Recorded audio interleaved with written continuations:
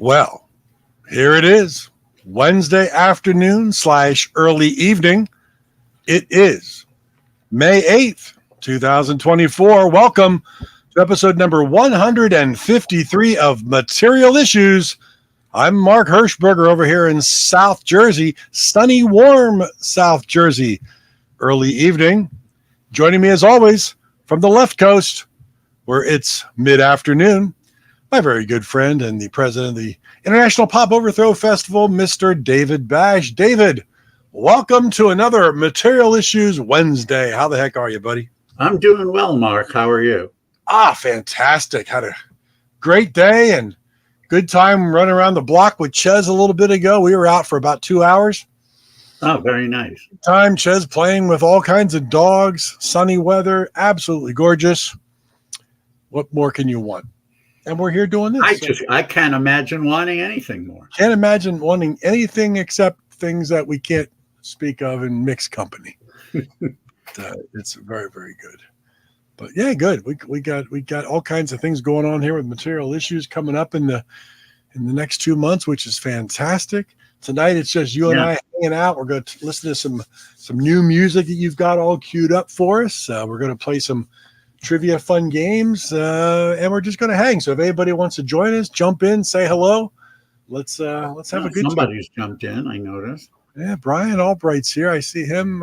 It's Brian. Okay. He's hanging out. So yeah. Hey, Brian. Welcome everybody, and we're gonna have a good time tonight. So hang out. Brian, how's that Kiss Power Pop box doing? Oh, Kiss Power Pop box. It's all good. Oh my goodness gracious, I'm loving it. I'm having a great time. What's new in your world, my friend?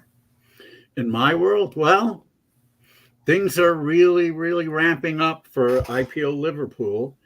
It's going to be our 20th year at the world famous Cavern Club, and I'm really hoping. Last year, I spoke with John Keats, the manager of the Cavern, about possibly doing something special for our 20th, and he said, "Well, we may have something in mind." And I said, "What?" He said, "Well, I don't really want to tell you." And I said, "Well, if it were up to me, what I would want is the name International Pop Overthrow on the Cavern Wall of Fame, which is something they normally don't do for anyone other than artists who played there. And not everyone who's played there, of course, just select ones. So this would be a bit irregular, but he at the time he didn't rule it out.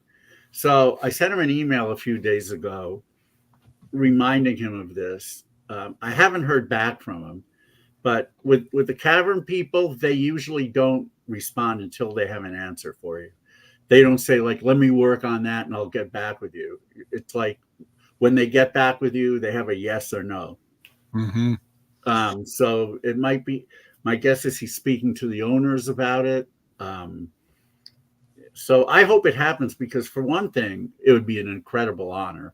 And for the other, it would get the festival a lot more coverage. Mm-hmm. No doubt the local papers would come down and probably take photos or even film it. Yeah.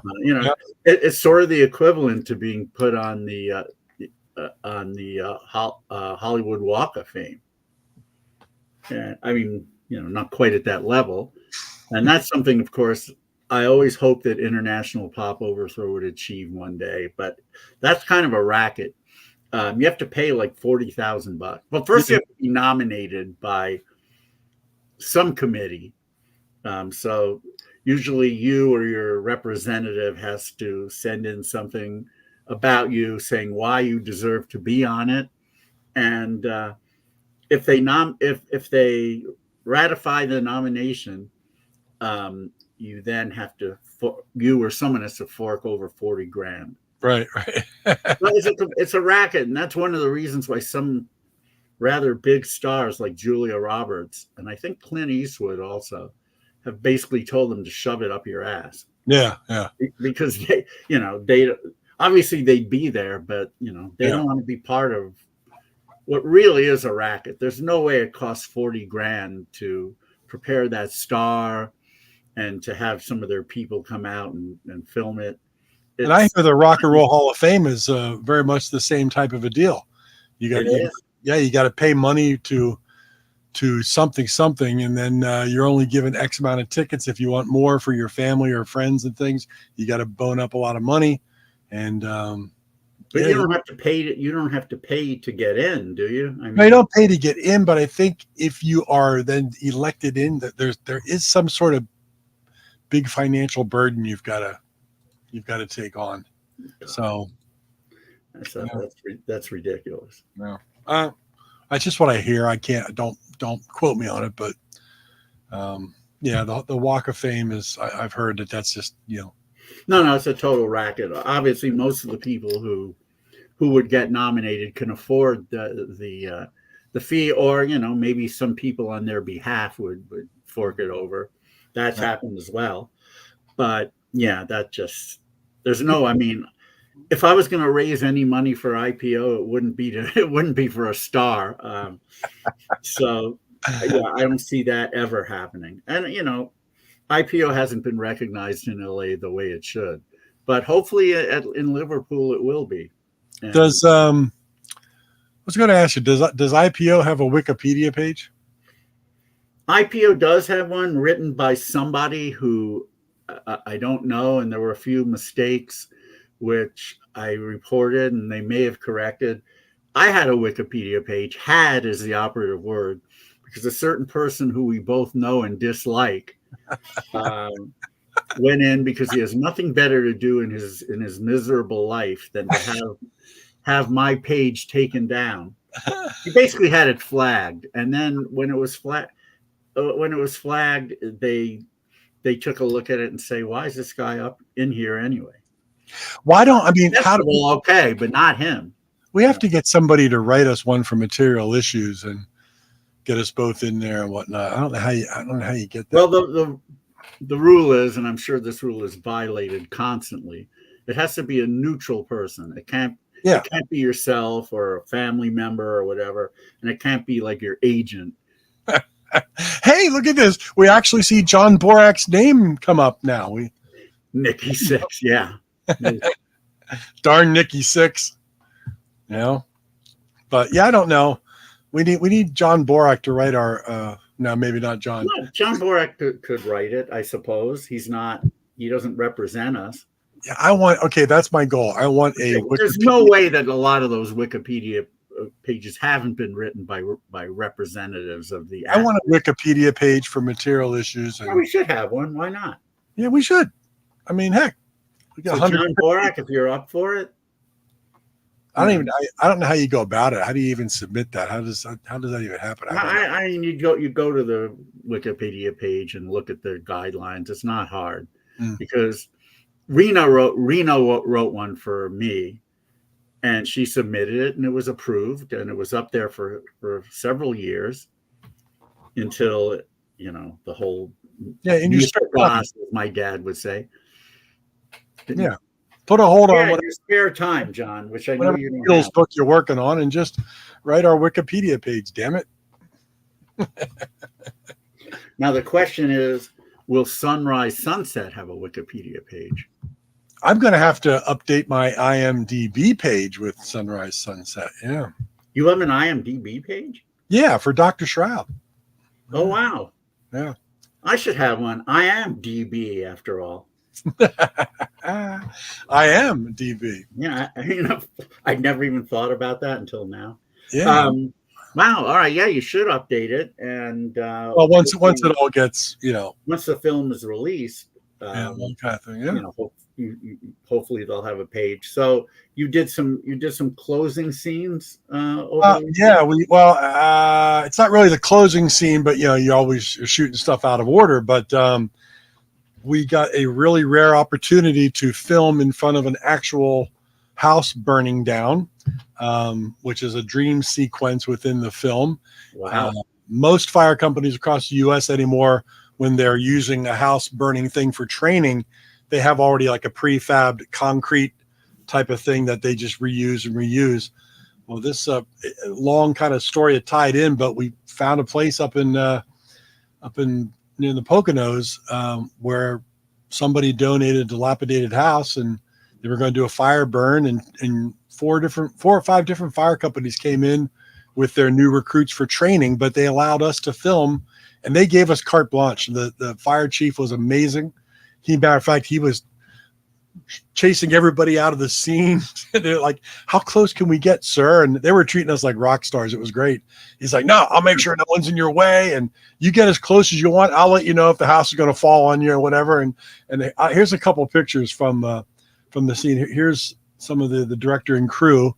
We took a picture in front of the house burning down, which is kind of cool. Damn, you look like a real badass in that. Yeah, doesn't it? I'm playing a badass. There he is. Well, now there's a little bit of a smile there. Yeah. The other picture, yeah. It was a lot of fun. It was a long day. The fire, I mean, they started burning small sections for training at like 8 a.m. And I think it wasn't fully ablaze, like where we really started shooting till around noon. And it got fully engulfed. Hey, there it is, dialing for dollars. You win $72. What was the house up in Newark, New Jersey, and owned by someone named Grossberg? I hope. Yes, it was. But yeah, here's the funny thing: the producer out of New York City got us an Airbnb because there's like, this is really out in the middle of nowhere, and we even had a hard time finding a place to eat. That's how remote this was. But this Airbnb was run by a Mennonite family. And I mean, it was out in the middle of nowhere. We were seriously wondering whether we would wake up the next morning. Right. But it was wonderful. It was beautiful. It was clean. 4 bedrooms, and the lady had homemade chocolate chip cookies ready for us. And it was the quiet. Like, you could hear a pin drop in the middle of the night. There was no traffic. There was nothing. It was like remote. But I slept really well. Nice. Very well. But yeah, we filmed all that scene. So primarily all the filming is finished. I can cut this mop off before I go on vacation and get a little cooler. And I did fall jumping across a ravine and got a little bit of a scratch there and all over my leg. But I think a lawsuit is in order. Lawsuit is in order? Yeah. Gosh, but no, you to them, not the other way around. Yeah. My clothes still smell like a burning house. I think I just have to throw them away.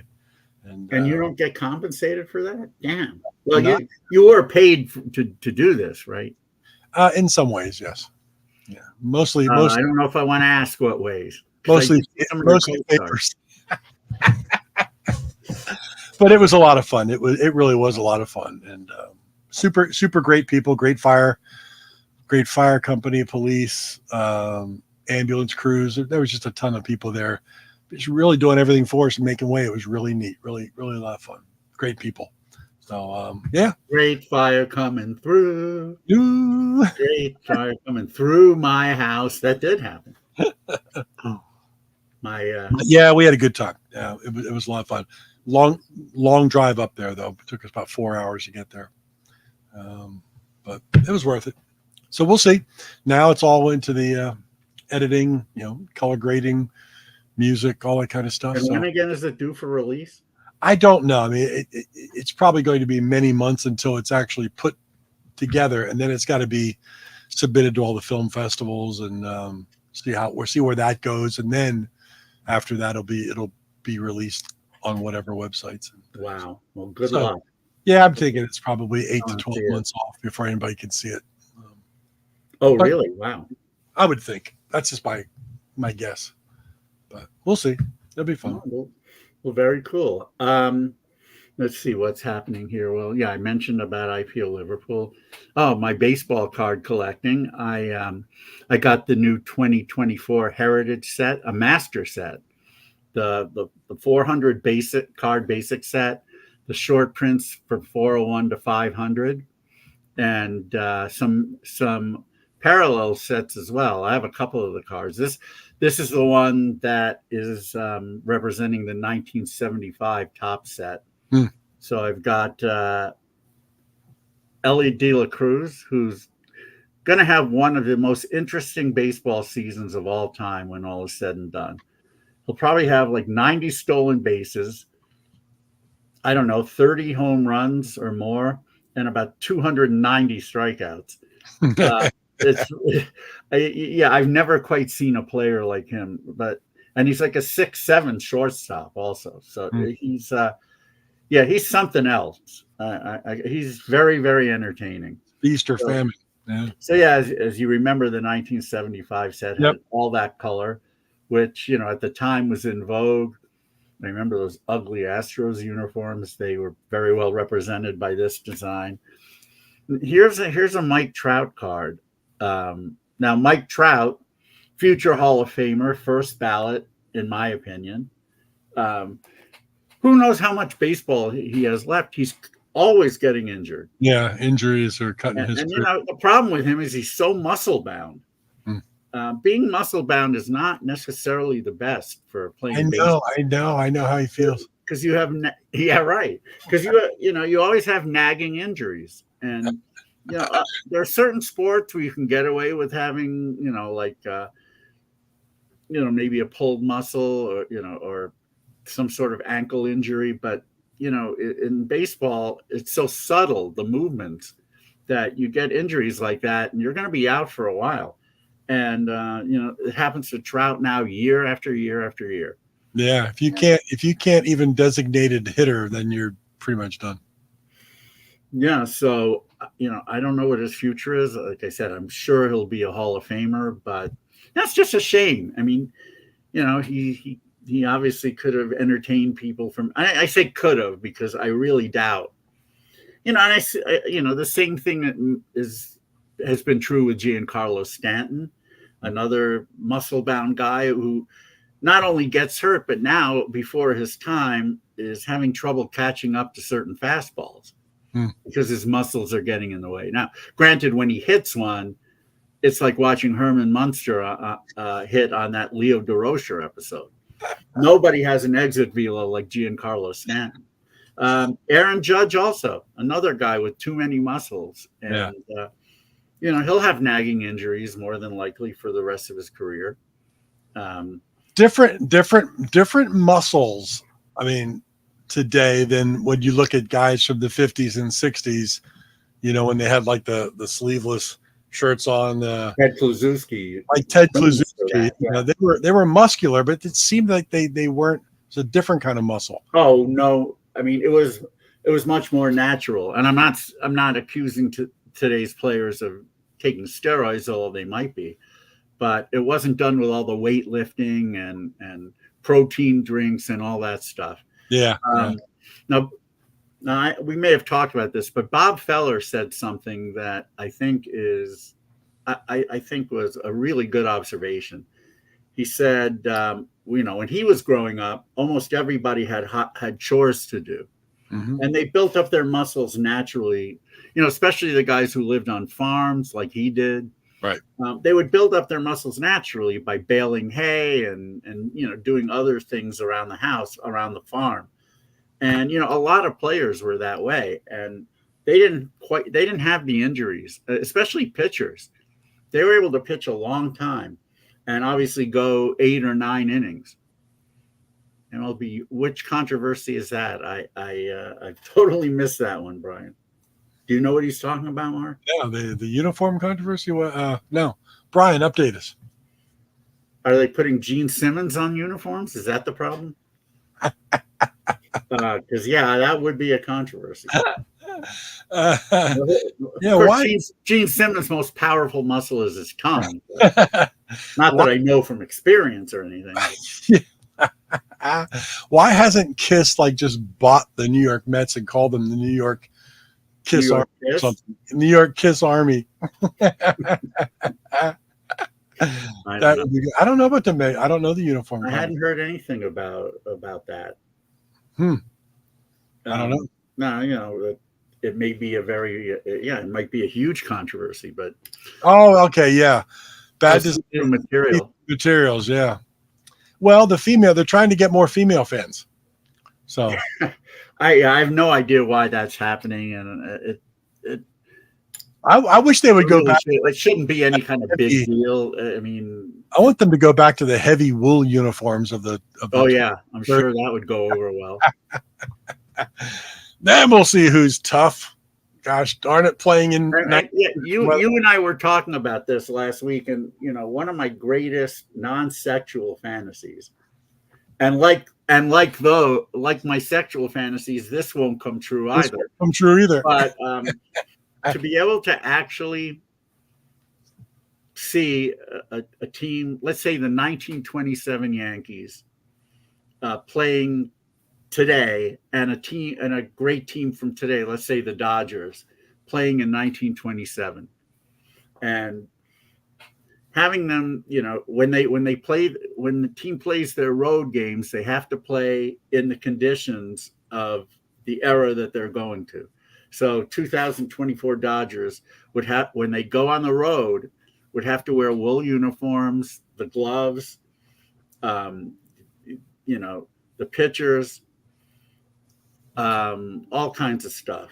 Well, I'm saying that the 1927 Yankees, if they were transported to today and plopped into, let's just say they take over for the Yankees for a week. So I think coming from 1927 being plopped into today, they would do much better than a team from today taken back and plopped into the conditions back there. Because I think if you come from tough conditions and now all of a sudden you're pampered and the uniforms are airy and the bats are lighter, and then you could play a lot more comfortably today and be pampered. You take a team from today and throw them back in 1927 and say you got to play in this condition, I think they'd be fucked. Well, maybe, but you got to look at it this way too. The team that's going back would have, before they went back, they'd probably study up, and they'd have a lot of knowledge about what went on in 27. The 27 teams would not have that. They would be coming here, and they'd be facing a lot bigger guys. Both the pitchers and the hitters would be facing bigger guys. And these hitters would have to be hitting some pitches that they've never seen. I mean, first of all, they're seeing fastballs in the high 90s regularly, which was not, Walter Johnson, maybe a couple other guys. Well, in 27, Johnson was just about done. But all right, so somebody like Lefty Grove, for example, or a few other guys could throw really hard. But most guys were throwing in the 80s. And most of them only had fastballs and curves, maybe a changeup. Today's pitchers have every freaking thing that those guys haven't seen. I mean, they've got split fingers, they've got cutters, they've got sweepers, they've got all kinds of crap that. But it's being thrown a lot harder too. So, but like Babe Ruth, who was swinging a 40-ounce piece, how would he catch up to that? He'd be able. Oh, you're saying he'd be able to swing a lighter bat? He could swing a lighter bat, and the ball is going to fly farther today than what it did back in the kind of post-dead ball. If he could hit it, I'm just saying. It would take a little while, but that's why I'd want it to be a full season. Full season. Okay. Yeah, I don't mean just one game. Yeah, I mean, obviously both eras would be a challenge for the teams traveling to it, but over a course of a season, I'd love to see which guys would be able to adjust to the conditions that they'd be facing, and which teams would end up doing better. I mean that's just a big baseball fantasy of mine. It's a great fantasy. I think that that's a book. That's book worthy right there. And AI might be able to AI could create something that represents as that. If it ever gets there, you won't know what would really happen. Yeah, but they with AI they could actually do it so that it looks like it's happening. Oh yeah, they could do that. But I think players of today are so pampered. You go back there and you get a nice bloody scrape on your arm. Back then they just rub the dirt in and say get the hell back out of it. Today, it would be interesting. They go to the hospital for 2 weeks and say I can't play. I got to cut. It would be interesting. Even the biggest guys now. I don't know that they'd want to get into a scrap with some of those guys back then. Some of those guys back then. There were some real tough guys back then. Rube Waddell. That's going way back. He was called Rube for a reason. Well, I don't know that Rube was a big fighter. Let's take a guy like Earl Smith, who was the catcher on the Giants. He and Babe Ruth didn't get along when Babe was a Yankee, when they played in the World Series. And Earl Smith was much smaller than Babe, but a lot tougher. He was a real tough guy, and he would come up to Babe, and Babe would complain about what he said and about him, and Smith would just spit right in front of him, as if to say, "Well, what are you going to do about it?" And Babe would back down. Well, Because this guy was really tough, and he wasn't going to take any crap from you. Yeah, I just Rogers Hornsby punched out guys with no warning. Reading The Glory of Their Times, which is a great baseball book if you want to read about those times. They were just all tough guys. A lot of them. Well, yeah, I mean, they had to be tough. You had to be a lot tougher than now. Not everyone was that way. They had, like every era, there were some milder guys, but yeah, today's guys would probably not know. And there'd be so many, and talk about politically incorrect. These guys would be exposed to all kinds of talk that they wouldn't be hearing. Yeah. Oh yeah, that'd be interesting, man. I mean, how many of the players on the 2017s would try to ride the 2024 guys by calling their wives their C word? Yeah, right. I mean, it would be interesting. There's a lot of elements, I'm sure, of it, social elements that we're not thinking of that would get into the mix. Yeah, and just like all the little things, the crowds back then, everybody dressed to the nines, That's suits, true. ties, a little more. I'm assuming, I don't know for a fact, but a little more laid back as far as the environment is concerned. Probably not as loud and crazy, and you don't have all the organ dun dun dun dun. None of that, but you know what? I mean, back then people used to sing out loud. Yeah, more in the first decade of the 20th century, but it lasted for a while until there was electronic modes of music. But fascinating. Until then, there wasn't. So, I have a feeling the crowd was probably a little livelier in that way than they are now. But yeah, you're right. There wouldn't be that. Yeah, that's another thing. The stimulation that these guys from 27 would have to face, all those lights in the stadium, it'd probably blind them. Yeah. I mean, if you say a whole season, they would have to eventually they'd adjust. And that's what, like I said, that's what I would take one game if I could get it, but I'd like to see a season to see who adjusts, which players, which team, the whole thing, who could adjust to, I mean, you could do the whole league, the league of 27, the league of 2024. You could do that. I mean, whatever, it would be great. Yeah. Interesting. All right, so we've wasted our time and everyone else's time, but let's play some music if that's okay. Let me get over here my branding and what do you got coming up here first? I've got 6 new releases, a track to play for each. The first one the first release I want to play a track from is by somebody who's been putting out great records lately. He had a #1 album for me a couple of years ago, and he's just continues to deliver. Guy from Pennsylvania, I think he's from Pennsylvania. Dave Cope with his band The Sass.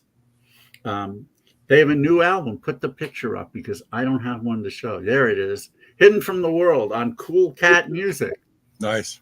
I'm proud to say that I did connect Dave Cope with Cool Cat.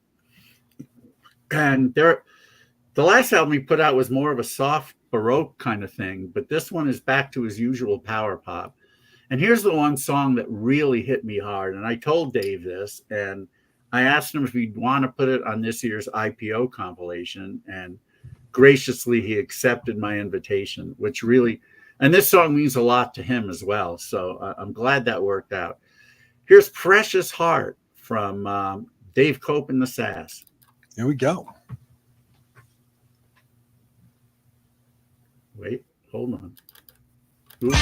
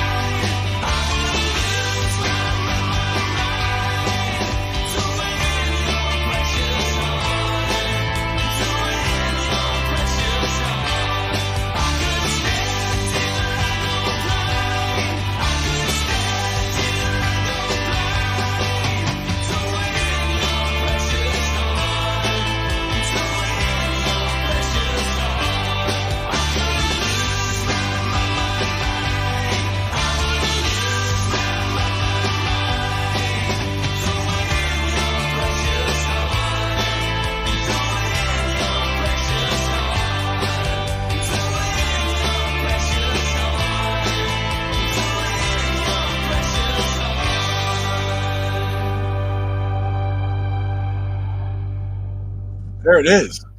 That song hit me so hard. I think it's the 10th song on the album, too. Dave It came out of nowhere. Ass Hidden from the World on Cool Cat. Man, Cool Cat. Yeah, I believe it's available now. Cool So Cat music. That definitely was awesome. go check that out. Okay. Something I picked up today. I went to this gentleman's apartment, and he came out and met me outside and handed me his new record. Somebody who most people here are familiar with. He's been recording for a long, long time. Yes, Mr. Ken Sharp, former Philadelphian, who's lived in LA now for almost 30 years, I think. Yeah. Wow. And he has a brand new record called Welcome to Toy Town. There it is. Like his last one, it's a bunch of songs that are between like 1 minute and 2.5 minutes. Unlike his last one, it's also got a 10-minute track. But Ken made sure on this album to, is it better than Sgt. Pepper? What John is referring to is when his debut album, Ken's that is, 1301 Highland Avenue came out. I was so impressed with it because the songs on that album had some of the catchiest 70s styled hooks, and like one after the other. And I was so impressed with it that I said that I thought it was better than Sgt. Pepper. I really did at the time. It hasn't aged quite as well as Sgt. Pepper. So my answer to that now would be no, it's not better, but it's still great. It's still, I would say it's one of my 100 favorite albums. There you go. I'm not sure how that relates, but okay. No, I think Borak missed my Stargell Parker 79 shirt. Yeah. Oh, there you go. So yeah, I did think that for a while, but now, like I said, Sgt. Pepper is somewhere in my top 50, but or top 60. But 1301 Highland is probably in my top 100. Mm-hmm. I mean, I don't think I can think of an album from the power pop renaissance that has catchier songs than that one. I mean, yeah, Ken's voice is, it's an acquired taste for some people. I didn't have to acquire it, but others, others were maybe a little taken aback. But once you do acquire it, you can hear those songs for what they are. The song that Ken actually requested that I play. The answer is yes, by quite a bit. Yes. Although Gary Matthews was a really good player, not Hall of Fame level like Stargell, but better than some people may think. And we're right back into baseball. I love it. Yes, of course.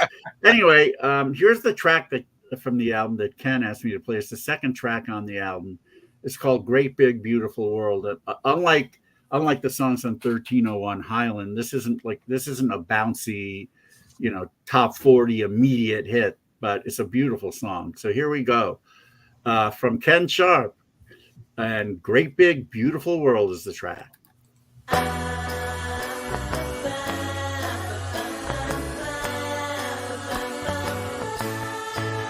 it's a great big beautiful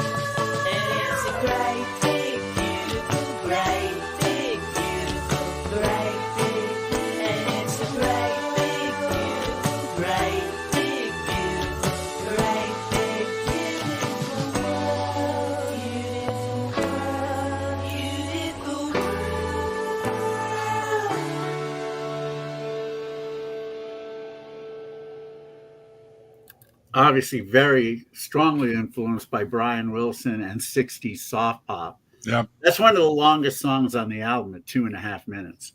What labels is on? Is this I believe Ken self-released this. Self-released, yeah. Well, it's on Jet Fighter Records, which is his label.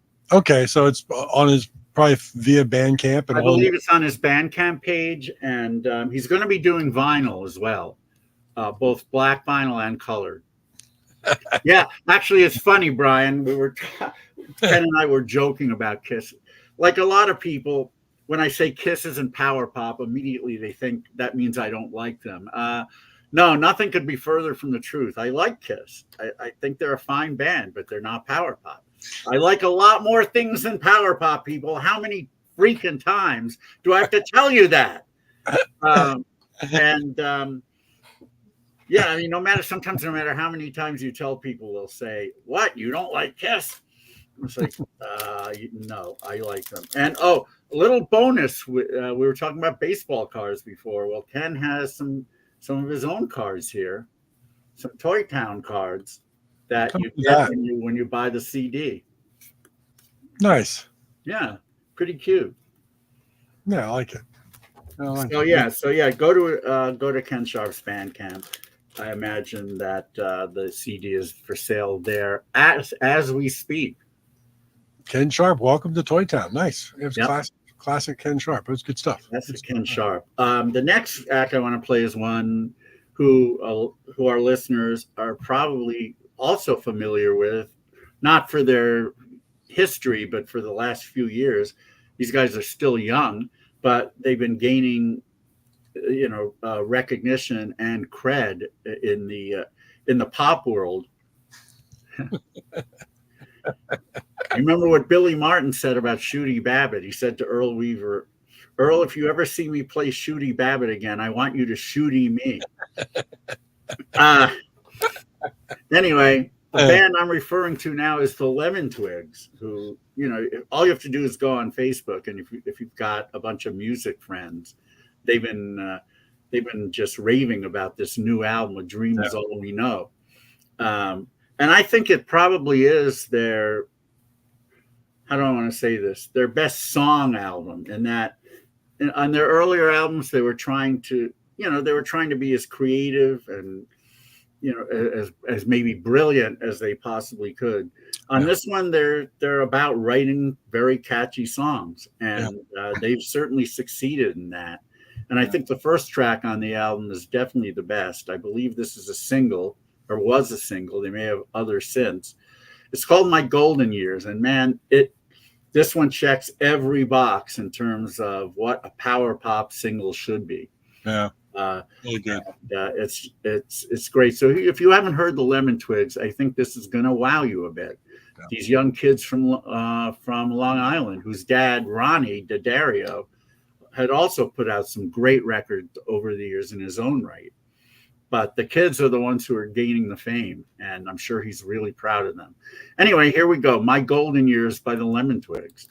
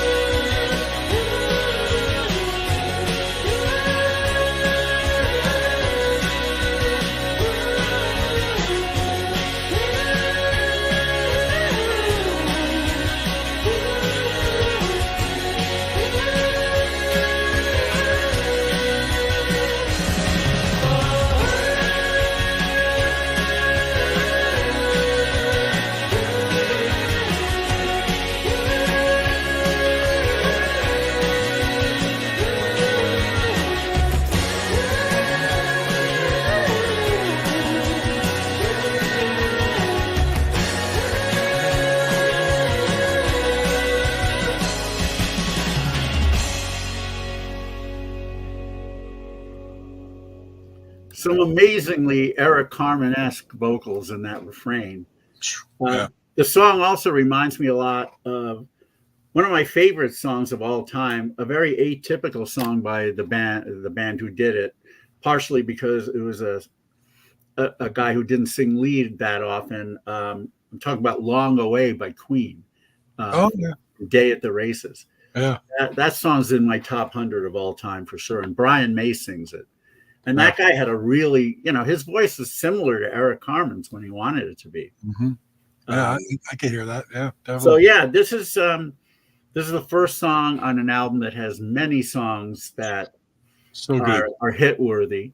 So yeah, they like I said, they were being a bit more grandiose on the older album, on their previous albums, but this one, they decided we're just going to write a power pop album basically. And these guys are still young, obviously, and I mean they're playing some pretty big venues and selling them out. Yeah. And I know they've been covering some pretty amazing tracks, also stuff that kids their age would generally not know, but they're very curious, and their dad has certainly helped them out as well. Yeah. So I think this is going to be memorable. You're going to see it in the top 5 on many a list at the end of 2024. So if you've never heard of the Lemon Twigs, you have now. And it's out on CD. Yeah. And the vinyl is really cool. I got the vinyl on what they call ice cream white, because it's a white.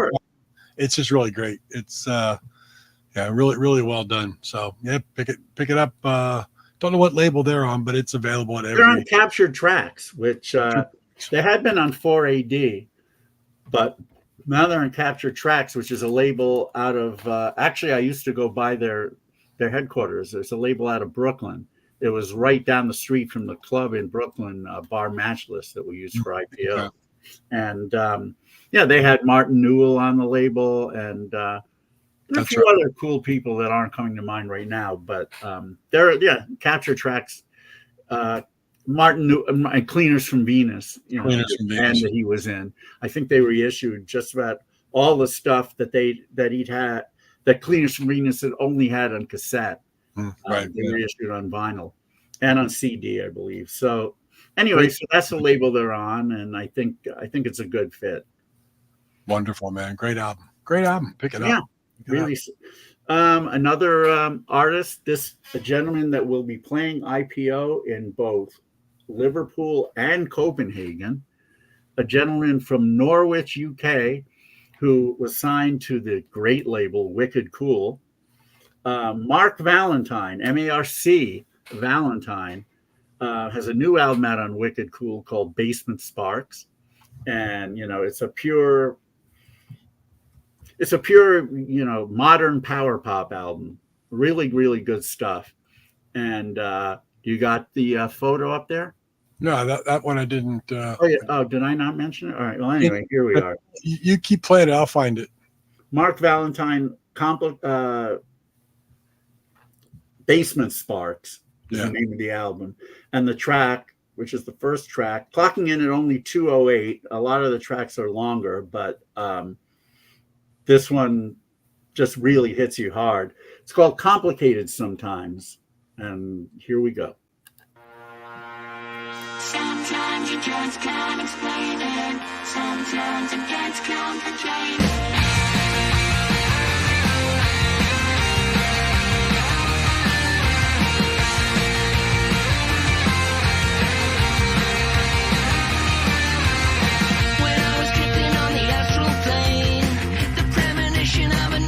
Day, and all the people had just gone away. They left the planet for another place, far in space. Sometimes you just can't explain it. Sometimes it gets complicated. Sometimes you get kind of jaded. Sunrise, it looks like we made it. Tell me secrets from another time. The revelations of a different kind. The television stays awake all night. Cinematic in the hazard light, and that's alright. Sometimes you just can't explain it. Sometimes it gets complicated. Sometimes you get kind of There we go.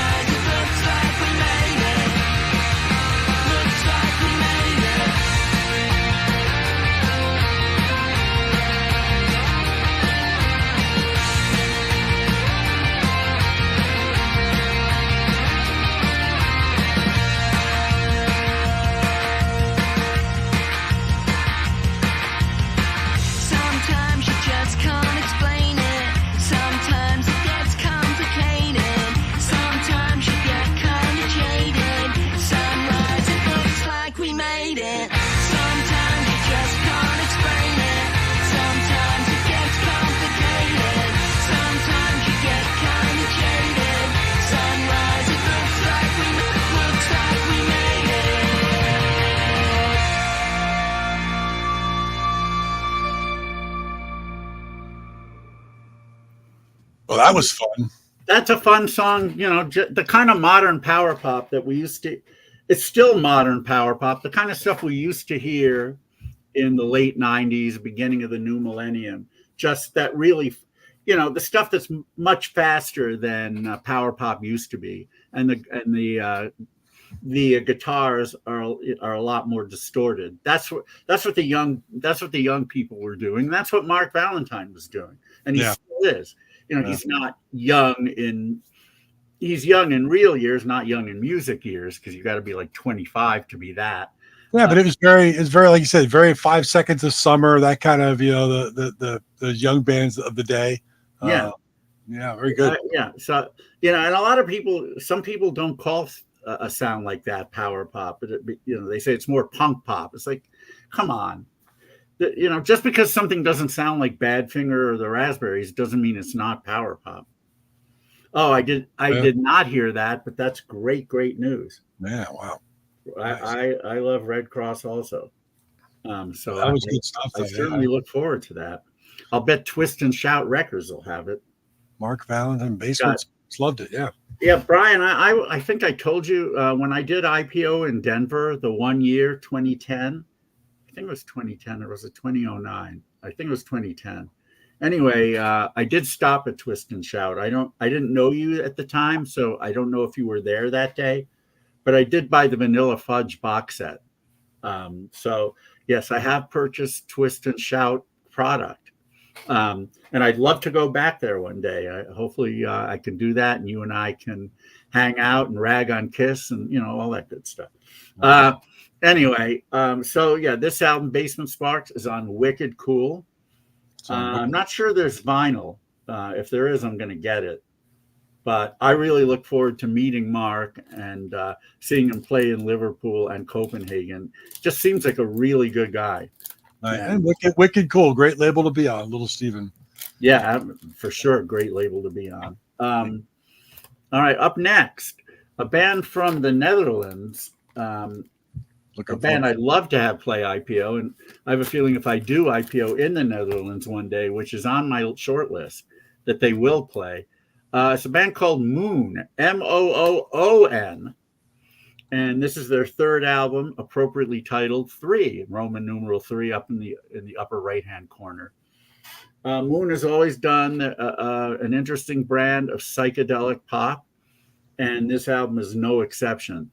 And the first song is on it that I'm going to play is really interesting because there's some juxtaposition in there that you don't often hear. I think you're going to find this to be. It starts out as a rocker and morphs into soft pop and then back and forth. So this song is a little bit longer, like 3 minutes and 53 seconds. So hang in there with this one; it'll be worth it. Here's Moon with "I Will Get to You" on the Excelsior Records label.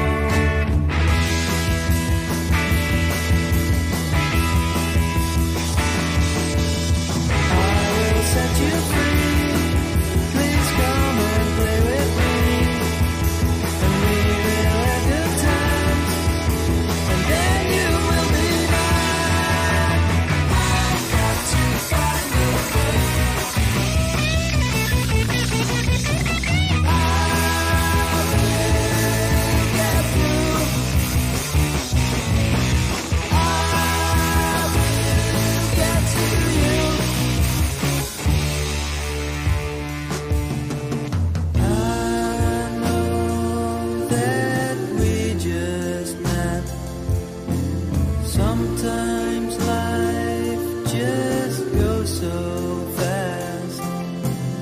Ain't no use in lying around when you are all over town.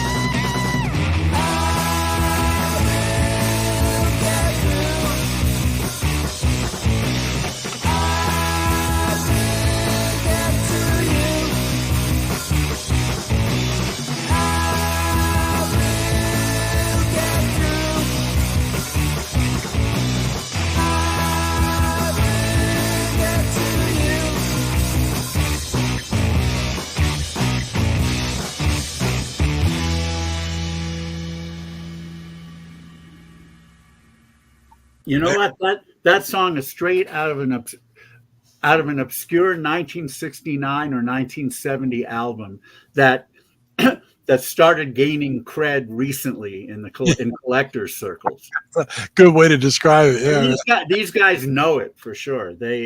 You can tell by listening to the whole album that they know that music backwards and forwards, and they've incorporated that style into their sound and done it very, very well. Excelsior has had some great bands over the years, most notably the Mad.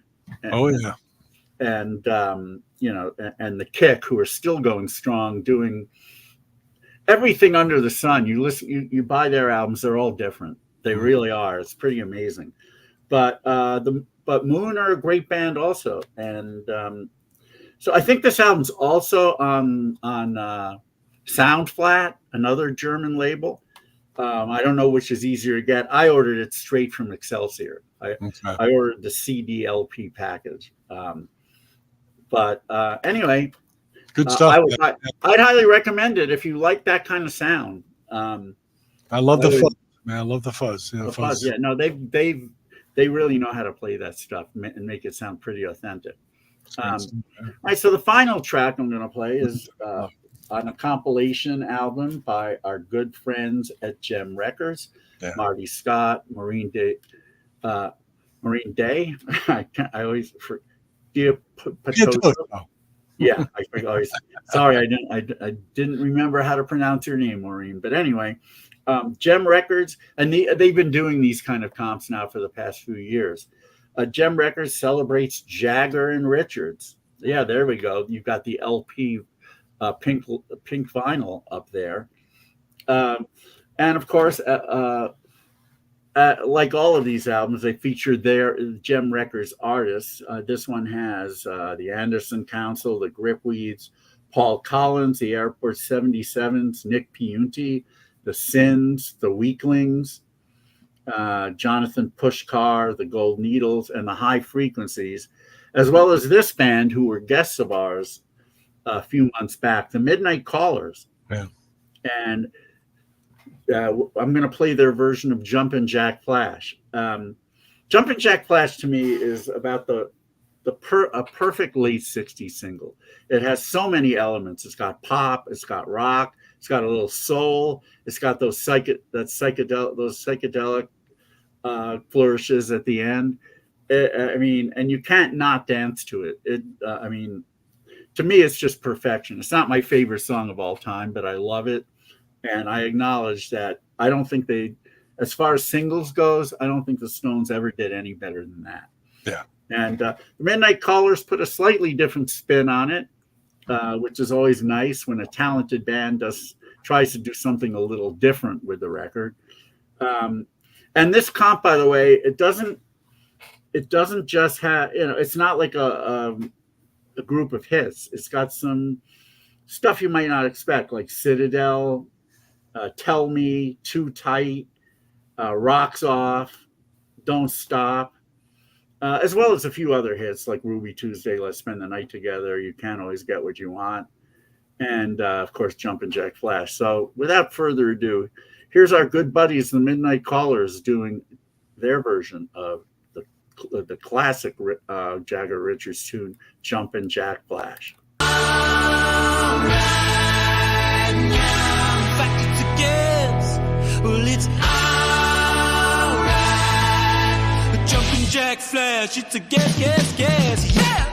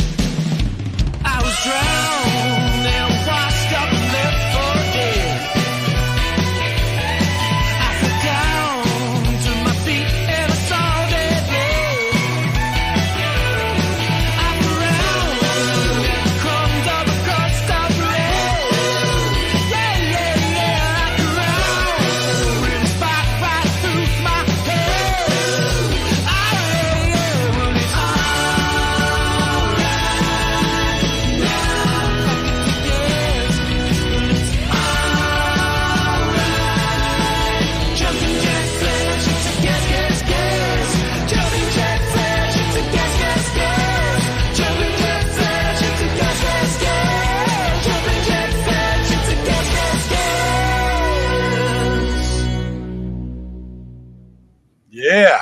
I thought that was very cool. I mean, I'm not a huge fan of saxophone, but I thought it was a nice touch, and all those harmony vocals that hit you right when the song starts. I think it's a really nice representation, a unique one. Oh yeah, you got to put your own spin on it. It's definitely Midnight Callers. You know. Yeah, really. Well, the harmonies certainly are. The sax isn't necessarily, but I mean, maybe they're moving in more of a saxophone direction. We'll see. Anyway, it's on Gem Records on both vinyl and CD, so check it out. Again, when you can't beat a tribute album when you've got a great artist paying tribute to another great artist. Also, another thing about cover versions, sometimes you can make out lyrics that you couldn't in the original. I try not to look at lyrics unless I need to know what they are. And I don't know that I ever knew that Jagger was singing "I was raised by a bearded, toothless hag." Yeah. Until I heard this. For years I thought he was saying 2 bits bitty hag. Yeah. Yeah.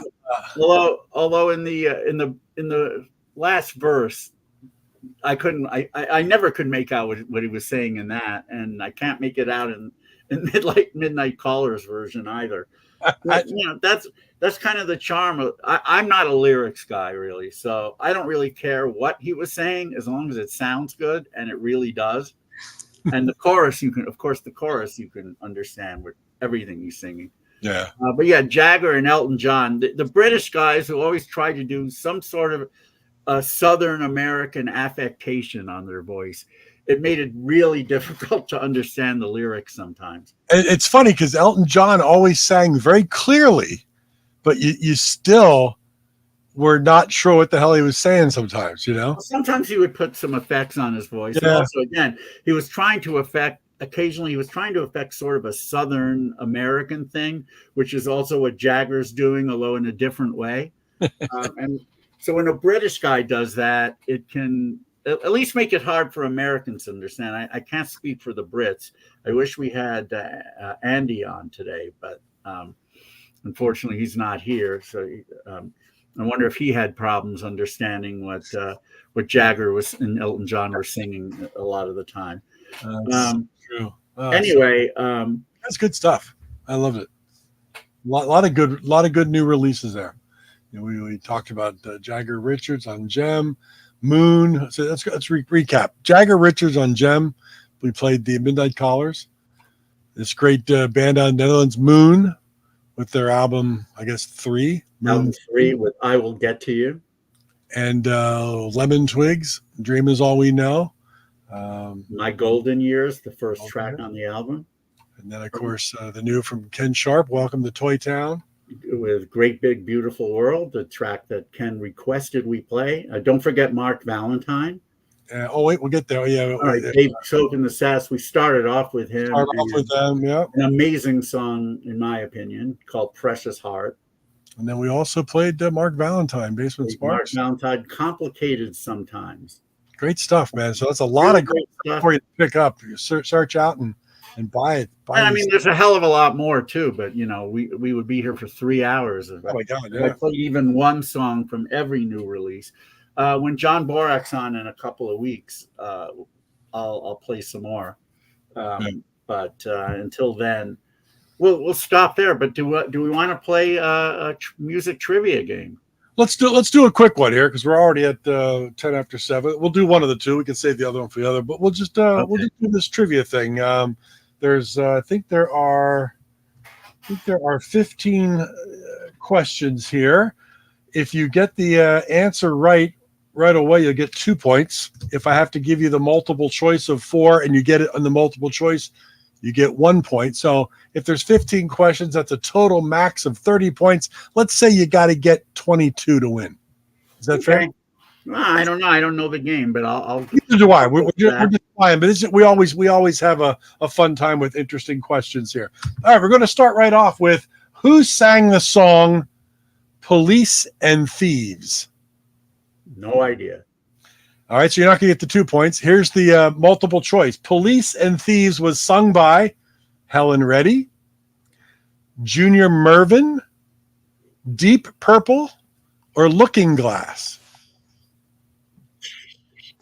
19. I have no idea. 19. I don't know why, but I'm going to go with Looking Glass. No, it was Junior Murvin with the. I was thinking, well, he threw in a name I've never heard of just to throw me off. Maybe I should go for it, but oh well. All right. Already. Wow. Question number 2. I don't know if I'm going to get any of these. You might not, but it's fun. Which band sang We Used to Kiss Hello? Remember? All right, so it's not 2 points. So the band that said We Used to Kiss Hello, remember, was it the Four Tops? Was it the Bay City Rollers? Was it the Carpenters? Or was it the Osmonds? Oh, see, I never thought of that. The title as being We Used to Kiss Hello. That's the Bay City Rollers. That is the Bay City Rollers. I'd forgotten the parenthetical title. If you had just said "Remember," I'd have gotten it immediately. But they sang "We Used to Kiss Hello." I know. Remember. It did. I know that the parenthetical, at least in the UK, is part of the title of the single. You didn't remember, so you only got 1 point. Well, you got 50%. No, I did remember. Or at least I recognized. All right, here we go. Question number 3. Which artist sang Yellow River? Yellow River is in my mind and in my eye. That is one of my favorite songs of all time. So if I don't get this, you can shoot me. God, who is it? No, it's Christy. Christy for 2 points. Yellow River. Yellow River. 1970. Yellow River has a distinction of possibly being the lowest charting single to chart for as many weeks as its highest position. Hit number 23 on the Billboard Hot 100 sometime, I think, in the fall, and was on the charts for 23 weeks. Wow. Easy to do if you're like number 12, let's say, but 23, that's hard to do. And yeah, I love that song so much. And it was number one in the UK, by the way. Yeah. In 1970, I never knew that, it kind of sounds like Creedence a little bit. So I figured they were American, but no, they're British. Yep. And Jeff Christie, the main guy, I believe, is on Facebook. Maybe that's a potential guest, or he's a potential guest on Material Issues. Well, you got the 2 points there. So after 3 questions, you are at 3 points. So you're all right. All right. Question number 4. Which female artist had a hit in 1971 singing "Surrender Your Love, Baby, Surrender Your Love"? That's a hit. 1971, it was a hit. "Surrender Your Love, Baby." I don't recall it being a hit, but all right, I don't know. All right. Was it Donna Summer? Was it Barbara Streisand? Was it Diana Ross? Or was it Marie Osmond? Well, you said 71? Yep. That would be too early to be Marie Osmond, and I can't imagine the pure Marie Osmond singing something like that. I don't think Donna Summer was recording yet, so I don't think it's her. So then there's Barbara Streisand or Diana Ross? Well, I could see either of them doing a song with that title, but I think it's more likely to be Diana Ross. It was Diana Ross for 1 point. Diana Ross, 1971, "Surrender Your Love." So you said it's a hit. What number did it reach? I don't know. It was just a hit in 1971. Don't ask for numbers. Yeah, not much of a hit. All right. Question number 5. You're at 4 points right now. According to Tina Turner, where do you go to town on Saturday but go to church every Sunday? 1973. According to Tina Turner, where do you go to town on Saturday but go to church every Sunday? Well, I don't know too many Tina Turner songs from that period. I obviously know "Proud Mary" from 71, which was a big hit, but that was Ike and Tina. But this could be Ike and Tina. You're just talking about her singing. The only other song I know by her off the top of my head is "Nutbush City Limits." So that's what I'm going with. And you got 2 points. You got it. Nutbush City Limits. Yeah. Okay. That's where you go to town on Saturday, but go to church every Sunday. So that's your first 2-pointer out of the bag. I haven't been to Nutbush City Limits yet. I don't even know where they are. I know that nuts and bushes have often been combined, but combined somehow, some way. Yeah, but that's all I'm going to say about that. That was slapstick right there. All right, very good. All right, question number 6. You're sitting at 6 points.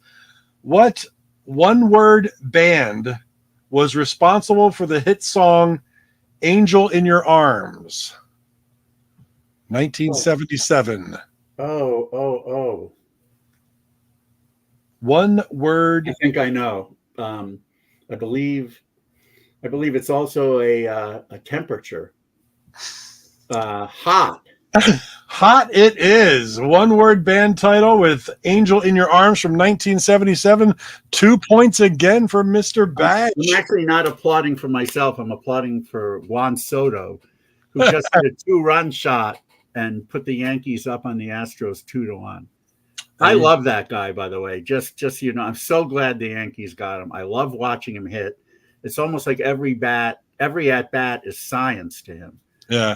I don't know if you ever watched him, but he'll take a strike and he'll kind of nod his head like, yeah, or he'll swing and miss at a ball, which is rare, and he'll shake it. Like, he always knows what he did wrong.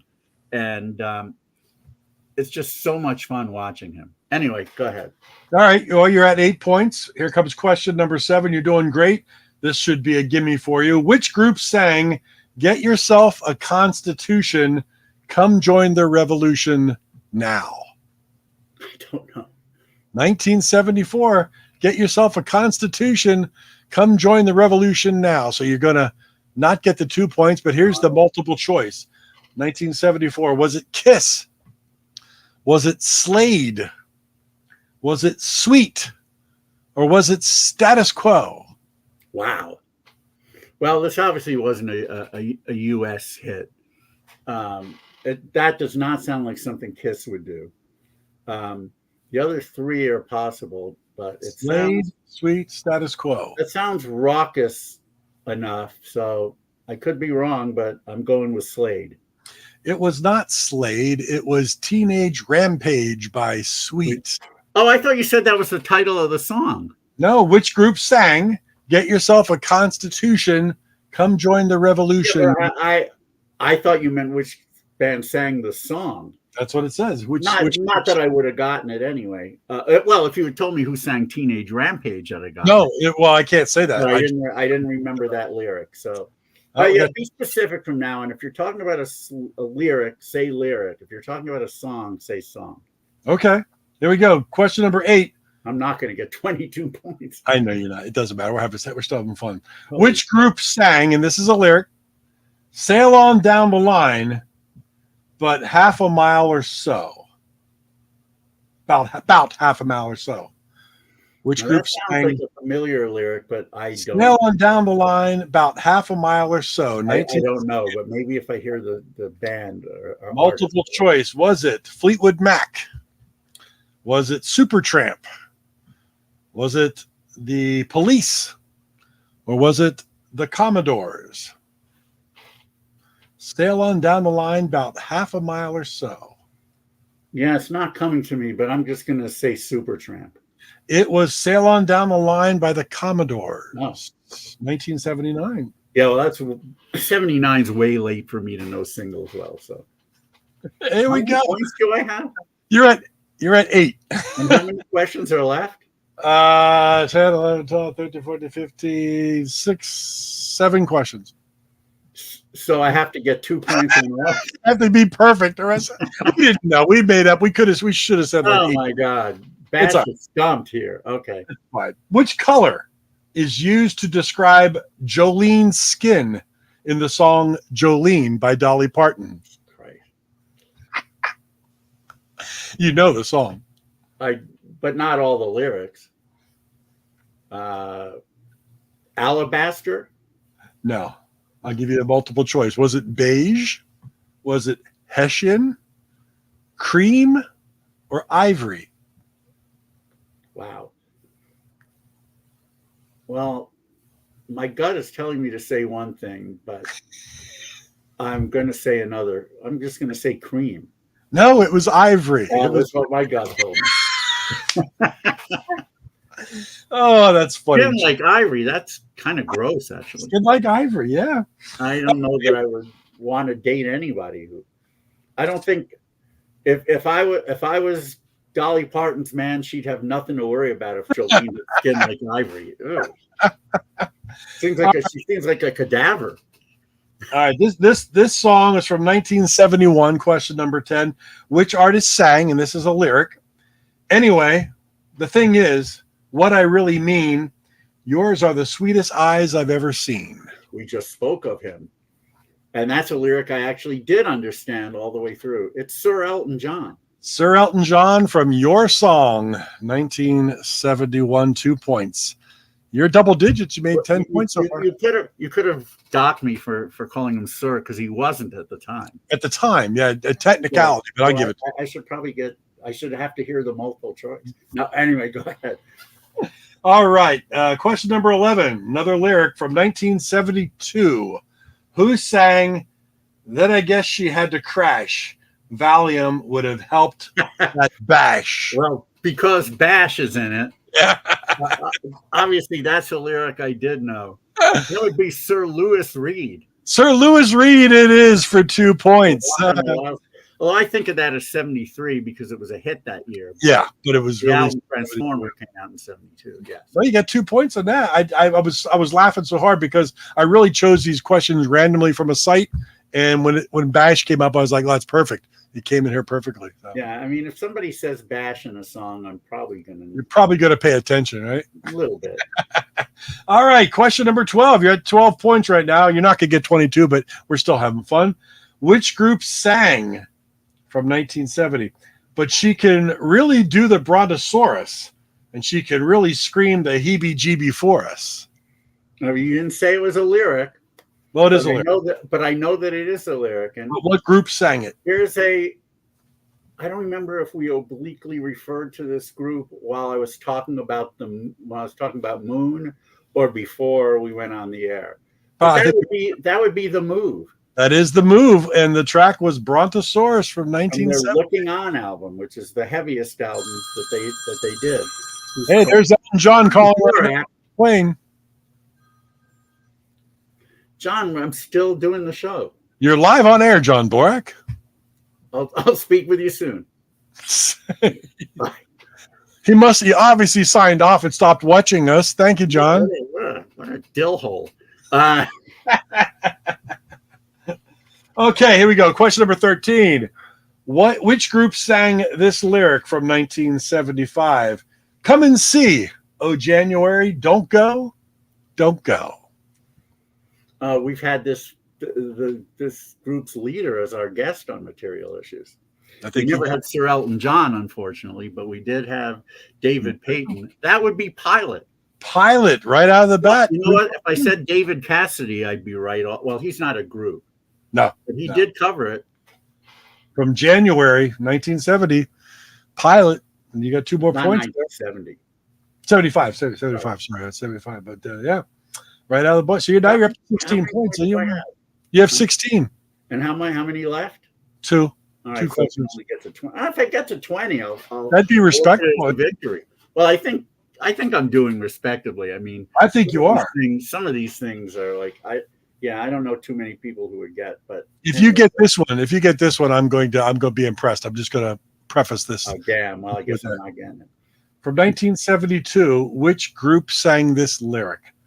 Feel the need, oh, feel the need in me. Damn, I know the song, but who the hell? This is a tough one, yeah. And I know who. No, I know who did it, but really? Yeah, but I can't think of the name now. It's a soul group, and they also had.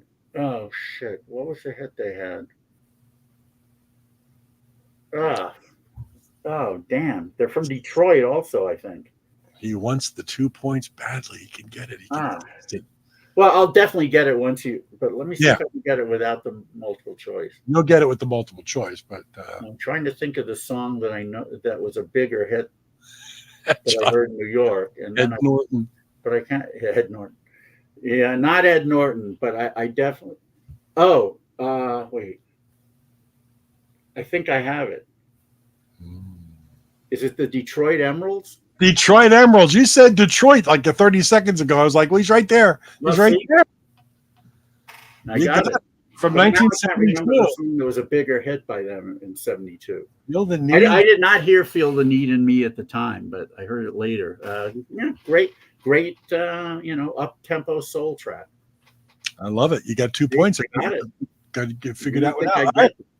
You can get 2 points here. You'll get at 20 points, which probably would have been where we should have been to not be stumped. Maybe even 18. We probably should have. But whatever. If you get this, so I'm not going to consider myself stumped. If you get this one, we'll call it a draw. It's all good. All right. All right. Another lyric. Where did the angel? You're not telling me the year? No, I forgot to write the year down, so this makes it tougher. Damn. All right. Where did the angels sprinkle moon dust, according to the lyrics of "Close to You"? Oh. In your hair of gold. In your hair. 20 points, 2 points. That was, of course, "Close to You" by the Carpenters. The angels sprinkled moon dust in your hair. In your hair of gold, and starlight in your eyes of blue. Starlight in Your Eyes of Blue. What a great song. At the time, I don't know why, but I thought that gold and starlight were part of the same thing. Not your hair of gold and starlight in your eyes of blue. I thought it was your hair of gold and like starlight. Yeah. I thought it was Golden. Oh no, I thought it was Golden Starlight. Yeah. Golden Starlight. Yeah.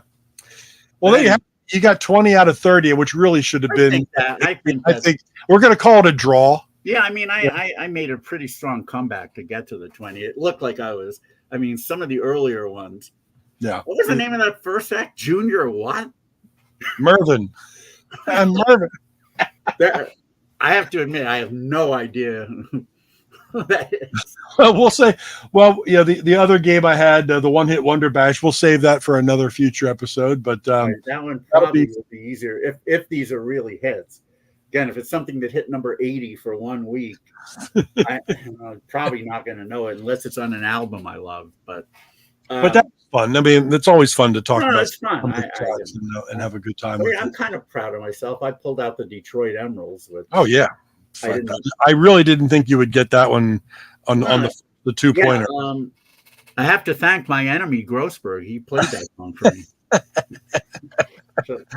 With special thanks to my arch enemy, Mr. Grossberg. Yeah. Well, nice.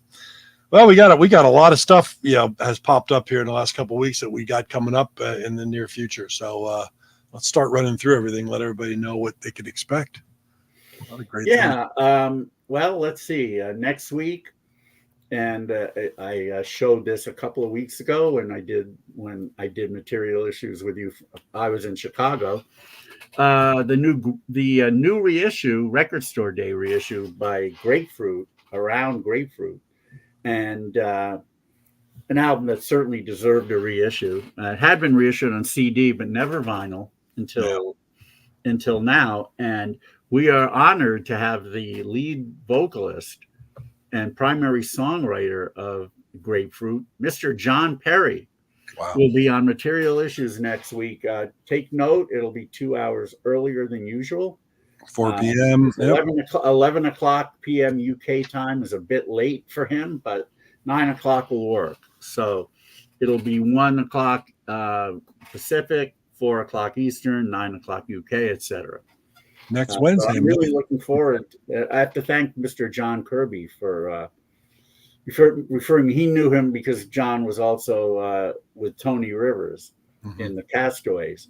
And so John met him through Tony and stayed in touch. So thank you, John.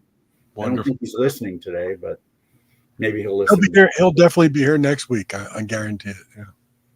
Oh yeah, he'll be here next week. The following week you'll be in SoCal. Yeah.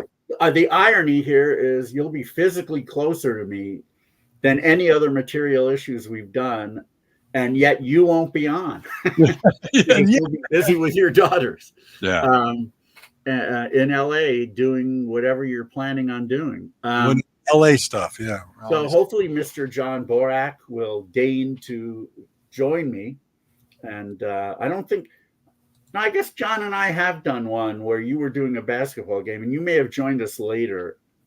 But I think it was just me and John starting it off at the very least. Yeah. So yeah, I would look forward to that.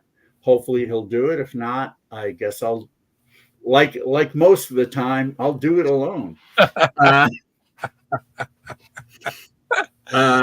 Make sure it's final. Yeah. That's the 22nd. The following week, on the 29th, this is always a special week. We'll be in Liverpool doing IPO, and maybe you'll have John join you again for that. And then at some point, I'll sign in and we'll do some interviews with bands who are backstage, either waiting to play or just had played. I'll introduce a band from the cavern stage. Maybe we'll walk around the cavern again, and there'll be new people watching, so we'll show them what it looks like. If their Wi-Fi is as good as it has been, that should come off pretty well. Yeah, that was a lot of fun last year. It really is. I love doing that. It's great to have the bands who are playing get a chance to be part of this. Yeah. That's just value added for them. Sure, it's wonderful. So we'll really look forward to that. The following week will be June 5th. And June 5th, yeah. On June 5th is somebody who I've known since I think around 2002 when he released an album. And John Borak knows this gentleman as well, although he's become a good friend. In fact, he sang at our wedding, not mine and John's, but mine and Rena's. Well, your first wedding was you and John. Then you got the only people who sang at that one were me and John when we hightailed it off to the coat room. Anyway, this guy has been known for quite a while as a singer-songwriter, but he's also an author, and he's got a new book coming out. What's it called again? I'm so prepared. Hold on. Something sex. Hold on. Love and Sex? Or Love, hold on. I'm going to get it. It was called. Let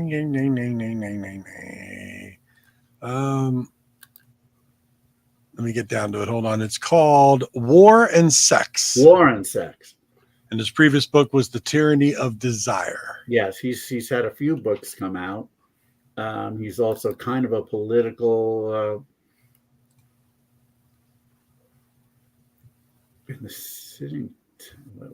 I just got an email that I don't quite understand, but anyway, so Mr. Shilling for Shulman himself, Morty Shulman. The Shilling for Shulman is an inside joke between John Borak and me. That'll be good. But yeah, Morty is a very affable guy and very well spoken, and I'm sure we'll have a lot of fun with him on June 5th. He just sent us the new book. I'm looking forward to reading it before. Yeah, I know. He sent us a PDF, but he's going to send us each hardcovers, so that'll be nice. Really nice. June 12th. Who do we have there? I know, but I'll let you say. Oh yeah, well, June 12th, we've got a husband and wife combination. The wife, part of the equation, was an artist on Pop Detective Records. So Vibeke Sagestad, who had two solo albums on Sony Norway, who was a Grammy Award winner. Sony in Norway with her first band Weld, and then of course she was on my label with the world famous Hat Trick, and then the Christmas album All of Me. So she's joined by her husband Ken Fox of the Fleshtones, and of course he was in Jason and the Scorchers and a number of bands, but super talented Ken Fox on the show as well. So Vib and Ken on June 12th. Do they now live in Beacon, New York? Is that correct? Beacon, New York, upstate. Which is not far from where I grew up in Poughkeepsie. There you go. Yeah. So, and she's and actually, Vib's been out with Ken playing in the band, but playing a lot of her solo stuff live, which is kind of cool. So very nice. Pretty neat. Who was the Pop Detective artist who was married to a porn star? Oh, that was dating. Just dating. Okay. Yeah, that was Morton Hendrickson from the Yum Yums. Oh wow. Yeah, that was Caroline. Get him on just to talk about that. Well, get Caroline on. She's a super nice girl. She just happened to be. Speaking of porn stars, I guess Stormy Daniels has she testified against Trump recently? I think she did yesterday, right? I just watched the documentary on her. Actually, there's no porn in it. Little bit of nudity, but no porn. Yeah. I haven't heard any. I was been watching some late night, talk show jokes about what Stormy Daniels must have been talking about. But even some of the news programs were having people report from what she was saying, and they were like, "Do I really have to read this?" Right. Yeah, I have no idea what went down. Well, he basically what they're saying is, coming out of the courtroom, she was saying that he said, if you spank. My God, Soto just hit another one. I'm sorry to interrupt, but holy crap! Oh no, wait a minute. Oh no, that's just sorry. No, that was just a tape. That was a replay of the first one. Yeah. Anyway, no, he didn't. Although he's up with the bases loaded and 2 outs right now, and he's definitely come through really well with in clutch situations this year. So let's hope for there more. We go. But anyway, no, I don't know what she crazy. Testified. I know the doc. She went through hell. Yeah. Ever since when she first wanted to tell her story about being with Trump, being with, so to speak. It was consensual, although she really didn't want to do it. She did consent to do it. She just wasn't attracted to him at all. Mm-hmm. At that time, he wasn't president. He was just the host of The Apprentice. Not just. He was obviously very wealthy. But so, he paid. She did it. And, she wanted to tell her story. Suddenly, Trump's lawyer comes in and says, "You better not. But I'll pay you as long as you sign an NDA." Anyway, from that moment on, her life just started to spiral. Yeah. And some of it of her own doing, as you'll see in the documentary if you watch it, but a lot of it just being a victim of being at the mercy of a very rich, very connected man. Yeah. I'm interested in this whole gag order thing that he's broken like 10 times, and the judges now fined him $9,000. That's like me finding you half a penny. It means absolutely nothing money wise, but money wise not. Well, yeah, it's an open question as to whether he'll ever serve time. He might die before he even would have a chance to, but who knows? I really haven't been following. What does the Constitution say? Like if he's running for president and they actually throw him in jail, can he be president from jail? I don't know. I know that for whatever reason, and probably because they didn't think it would ever come up, there is nothing prohibiting a convicted. I think he's about to ground out. Yeah. Oh, did they say he's safe? Yeah, he was safe. I thought he was going to be out.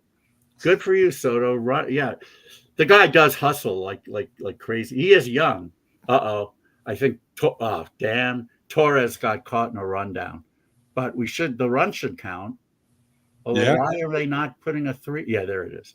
Yeah. All right, so he did drive in a run. Anyway, yeah, there's nothing and prohibiting an indicted felon to run, now, which is insane. From San Quentin, the State of the Union. Whether or not a convicted, imprisoned person can run, I have a feeling no, but I would have thought an indicted person couldn't either. Well, there's a lot of things in this whole situation. I'm really surprised that we haven't seen nearly as much as we're already into May, and I haven't seen nearly as much on Facebook.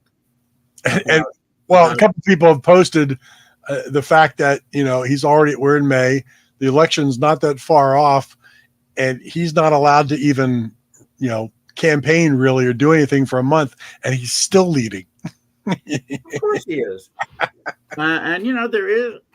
I'm not going to say he can't win. I would have said that in 2016. I think a lot of us were in shock. We didn't realize that Hillary didn't campaign vigorously enough in those swing states, Michigan and Wisconsin. I think maybe had she done so, she would have gotten those states and then the election. But she didn't. Trump did.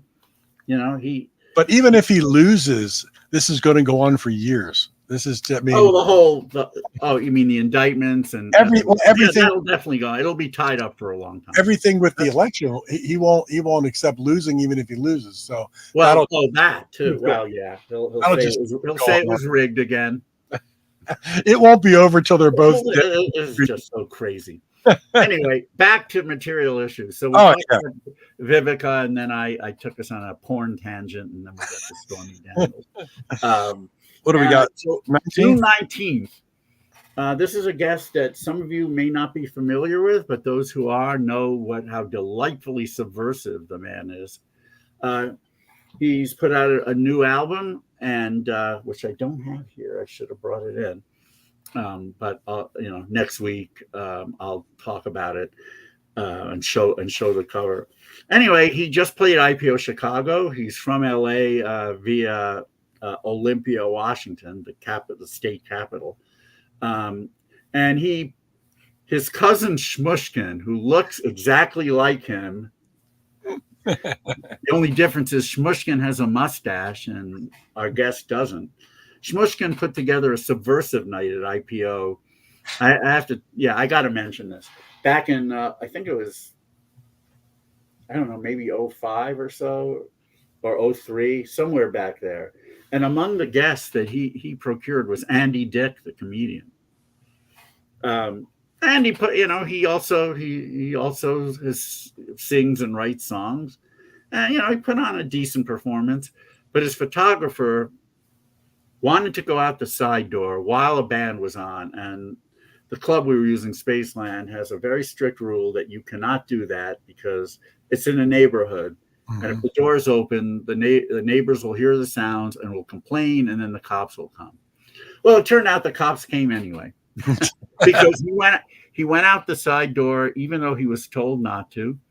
When he went out, a bouncer found him and chastised him, and the photographer got belligerent and started to fight the guy.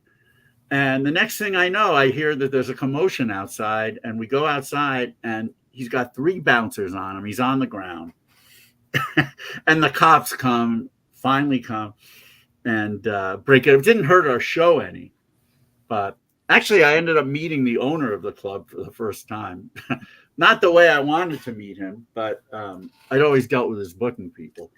So it wasn't the way I wanted to meet him. But, it was a subversive night after all. And that guy tried to subvert the rules. And like most people who subvert the rules, he paid the price. Probably spending at least a night in jail and probably getting hurt pretty bad by the bastards. Anyway, our guest and his alter ego, Shmushkin, put together this show. And he, like I said, he's just so delightfully subversive and an excellent singer-songwriter. Mr. Andras Jones. Nice. Yeah. Is going to be on Material Issues on June 19th, talking about his new album and also a tribute he's putting together, tribute to Lowell George of Little Feat. Oh, nice, yeah. And he's going to have a lot of contemporary artists doing a Lowell George / Little Feat song. So I think by the time he's on, there should be some music we can play from that. Cool. At this point, there isn't, but so anyway, he'll be a great guest as well. So that's what we've got. That's what we've got coming up. Of course, irons in the fire, but we're pretty much covered until after I get back from Europe. Yeah. After having done IPO's Liverpool, Copenhagen, and Stockholm. Yeah, I'd like you to go live from Stockholm, interviewing my future wife, if you could do that. And who might that be? Anybody that you run into that would be interested in coming from Stockholm. Well, Stockholm does have some gorgeous women. There's no doubt about that. We've done IPO there 5 times, and I was never disappointed. So we got a lot going on the next 1, 2, 3, 4, 5, the next six straight weeks. So and of course that's 6 weeks of looking for some more guests coming up. So this whole summer was going to be great. Now there's absolutely no chance you can be on the 22nd, even if we move the time a little bit. I can't predict. I don't know exactly what we're doing on the 22nd. I know. Well, you know what? If it turns out you can be on, then it'll be the 3 of us. Yeah, if I can. But assuming John accepts my invitation. But yeah, I mean we're only out there a limited time, and I don't want to take a couple hours away from doing. No, and I do want to get together with you. I mean, I certainly don't mind getting together with you and your daughters if it has to come to that. But I definitely want to see you. We're going to all be together at all times. But I don't know whether we're doing Magic Castle on Wednesday or Thursday night. I forget which night that is. And that's a whole evening. Hopefully there's at least a couple of hours where we'll be free to meet. I mean, my schedule is, it's pretty good. I'll it'll be right before my trip, so I'm hoping it'll be before the 22nd that we can meet. Of course, I'll let you know. I just 23rd would be a little tough because they have such an agenda of everything they want to see. I'm sure they do. And it's like, sure they do. But Dad, if we go do this, it's like I know. So it's all for them anyway. But if we can, we can. I hope so. But anyway, so that's what we've got going, and we're both looking forward to that. And so we've been on for more than an hour and 45, which usually happens when it's just us. But a judge just hit one out. I believe he did. It's starting to come around. When he comes up to bat, do they ever play "Here Come the Judge"? I don't think so, but he come to judge. They've got the judges' chambers in right field, or at least they used to, where people would wear long white judge wigs and would wear robes. He really needs. I don't know that they're doing that anymore because I haven't seen it. But yet, Aaron Judge actually was off to a really awful start. He needs to grow his hair long and around. White. Well, the Yankee, and this is another thing. Did we talk about this? About the fact that the Yankees have a hair code. They're the only team in baseball, I think, that does. Mm-hmm. But they don't have a tattoo code. So they have brought in players and drafted players who have tattoos, most notably Alex Verdugo and Marcus Stroman, who's got tattoos all over his face and neck. Obviously, some of them can probably be removed, but I guess the Yankees aren't. They're not going to go that far and say, well, you got to remove your tattoo if you play for us. No, so many young people, especially athletes, are just loaded with tattoos. I mean, they would be shooting themselves in their foot if they with talent if they had a tattoo code. But right, a hair code you can enforce. You could just say cut it off. That's and players could say I'm not reporting, but with the money that they're paid, they're usually okay with. They can always grow their hair back, but. Getting a tattoo removed, I don't have any, but as I understand it, it's not the most pleasant process. No, and they would have to go through getting the tattoo again. So, yeah, George Steinbrenner, who enacted the hair code, he was in the shipbuilding business, and who stereotypically had tattoos back then, but people in shipping, sailors and whatnot. So maybe his kids knew that George would have been okay with them. I don't know. I don't like the hair code. Stanton just hit a very Stantonian home run.